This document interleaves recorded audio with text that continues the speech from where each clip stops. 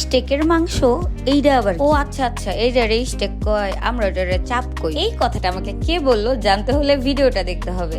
আলহামদুলিল্লাহ প্রত্যেক বছরই আমাদের কুরবানির মাংস থেকে স্টেকের মাংস আলাদা করে রাখা হয়, কিন্তু এবছর দেখলাম অনেকেই পোস্ট করেছে যে তাদের ফ্যামিলি তাদের পরিবার থেকে তাদেরকে স্টেকের মাংস দিতে চাচ্ছে না। অনেকে আবার পোস্ট করেছে যে মা বলেছে শ্বশুর বাড়িতে গিয়ে স্টেকের মাংস খাওয়ার জন্য। এই ক্ষেত্রে আমার গল্পটা একটু ভিন্ন। আমি কসাই মামাকে বললাম আমার জন্য স্টেকের মাংস সুন্দর করে বের করে দেন। উনি বলল স্টেকের মাংস আবার কি। যখন আমি তাকে বুঝাই বললাম সে বলল ও এইটাই স্টেকের মাংস, এইটারে আমরা চাপের মাংস কই।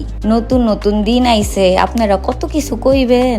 আমি বলার সাথে সাথে আমার চাচু আমার হাজবেন্ড সবাই বলতেছে সুন্দর করে ও যতগুলো চায় ততগুলো মাংস বের করে দিন।